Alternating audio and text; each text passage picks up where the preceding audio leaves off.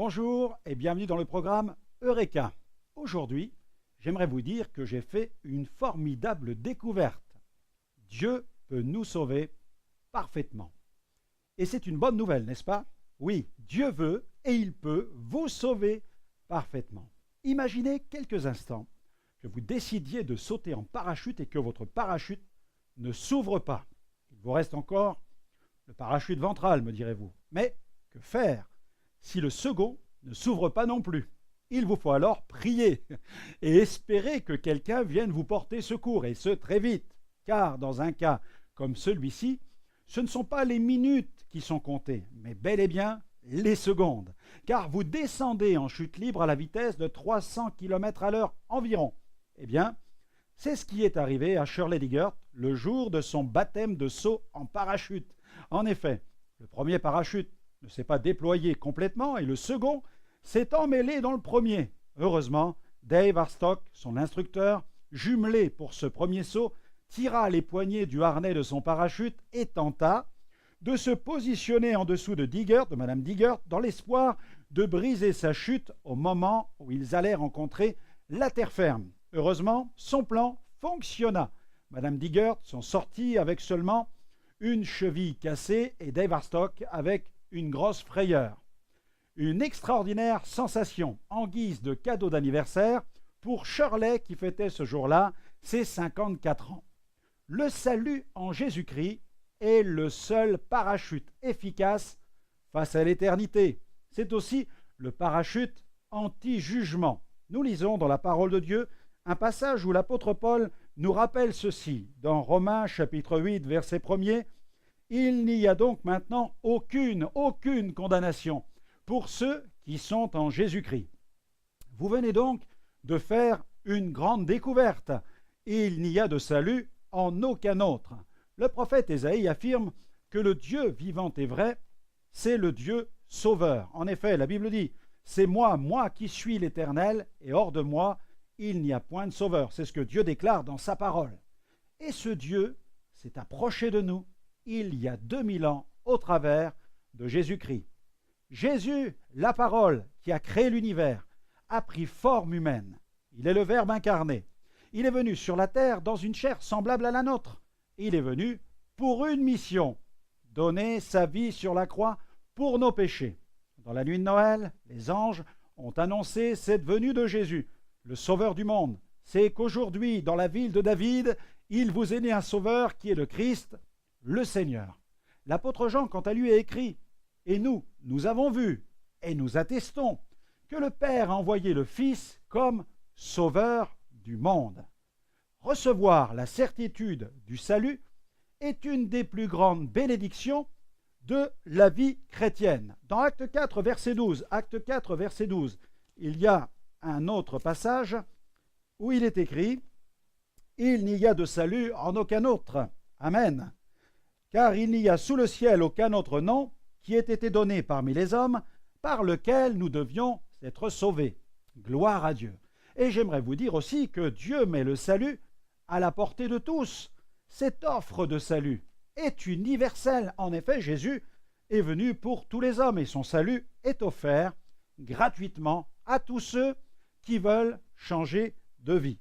Dans sa lettre adressée au jeune serviteur Timothée, l'apôtre Paul a écrit dans Timothée chapitre 2 verset 4 « Dieu veut que tous les hommes soient sauvés et parviennent à la connaissance de la vérité. » Et c'est cette foi en Jésus qui permet de recevoir le magnifique cadeau divin. Jésus d'ailleurs a déclaré « Je suis la porte. Si quelqu'un entre par moi, il sera sauvé. Il entrera, il sortira, il trouvera des pâturages. » Et ce cadeau se reçoit simplement par la foi. La loi de Moïse ne cesse de réclamer le paiement d'une dette. Elle dit « Payez tout », alors que la grâce dit « Tout est payé ».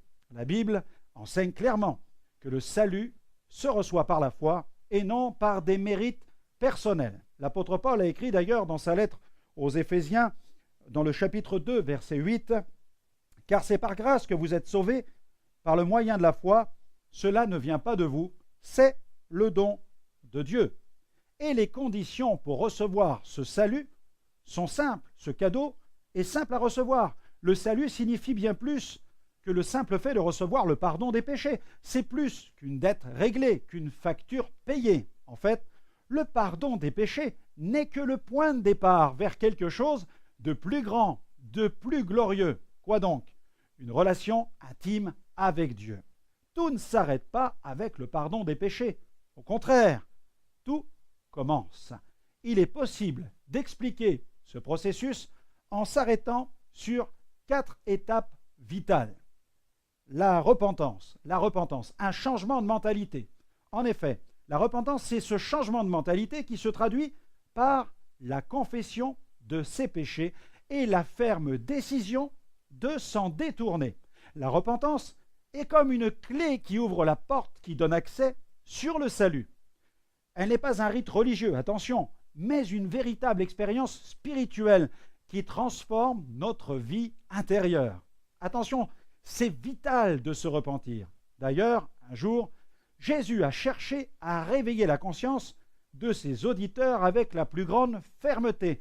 Il a dit, « Si vous ne vous repentez, vous périrez tous également. » Et puis il y a la foi. La foi me parle de confiance. La foi permet de s'approcher de Dieu et de s'approprier le salut offert par le Seigneur. Dans sa lettre adressée aux chrétiens de Rome, Paul écrit « Si tu confesses de ta bouche le Seigneur Jésus, et si tu crois dans ton cœur que Dieu l'a ressuscité des morts, alors tu seras sauvé. » Et puis il y a la conversion, ou un demi-tour. La conversion, c'est un demi-tour. C'est la manifestation extérieure, visible et évidente pour tous, du changement qui s'est produit à l'intérieur, c'est-à-dire dans le cœur d'une personne. Jésus a même déclaré, « Si vous ne vous convertissez et si vous ne devenez comme des petits-enfants, vous n'entrerez pas dans le royaume des cieux. » C'est simple. Ensuite, il y a le baptême. Le baptême, c'est une alliance, l'alliance avec Dieu. Le baptême n'est surtout pas une option. Jean-Baptiste, Jésus et les apôtres ont enseigné l'importance et la nécessité de se faire baptiser. D'ailleurs, quand Jésus envoya ses apôtres évangéliser le monde, il leur adressa cet ordre. « Allez, faites de toutes les nations des disciples, les baptisant au nom du Père, du Fils et du Saint-Esprit, et enseignez-leur à observer tout ce que je vous ai prescrit, et voici, je suis avec vous tous les jours jusqu'à la fin du monde. » Tout véritable chrétien considère la nécessité de se faire baptiser avec le plus grand sérieux, le plus vif intérêt. C'est la concrétisation visible devant témoins d'une alliance contractée entre une personne et le Dieu vivant et vrai.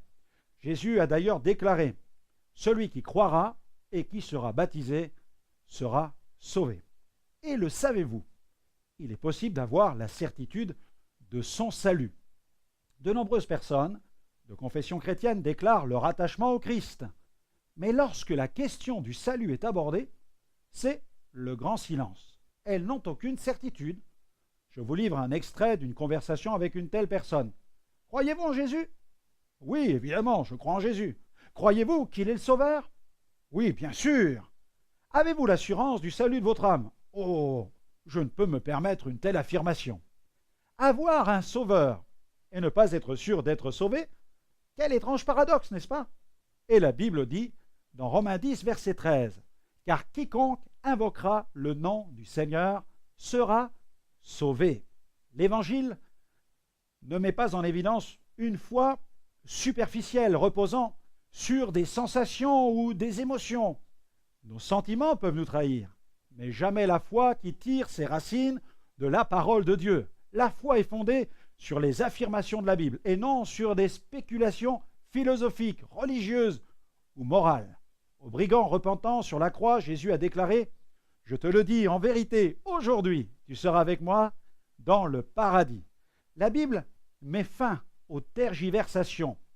Le salut n'y est pas inscrit en hiéroglyphes ni en langue codée, mais en lettres de feu, et si clairement exprimé que personne ne pourra jamais dire « J'ignorais comment faire pour parvenir au salut. » Jésus a dit « En vérité, je vous le dis, celui qui écoute ma parole et qui croit à celui qui m'a envoyé a la vie éternelle et ne vient point en jugement, mais il est passé de la mort à la vie. » Serrez bien la Bible sur votre cœur, car elle est votre passeport pour le ciel.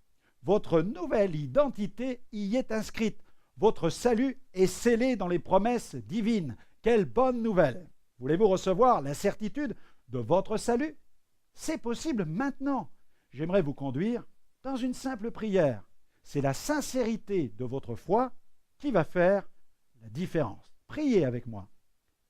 Père céleste, oui, Père céleste, je crois que Jésus est mort sur la croix pour mes péchés. Et je crois que Dieu peut sauver parfaitement celui qui reçoit Jésus comme Sauveur et Seigneur. Seigneur, pardonne-moi et remplis-moi de ta vie. Change ma vie, Seigneur, et règne en moi. Fais de moi, Seigneur, une nouvelle créature. Amen. Amen. Eh bien, c'est fait, croyez-le. Ayez cette certitude que Dieu a entendu votre prière. Veillez à lire quotidiennement la Bible. Elle contient toutes les ressources nécessaires qui permettent de construire une vie chrétienne solide et agréable à Dieu. Et puis, développez un véritable esprit de prière, que ce soit dans le secret de votre chambre ou dans le secret de votre cœur. N'hésitez pas à vous adresser à Dieu. Bâtissez une solide relation avec Dieu, jour après jour. Que Dieu vous bénisse.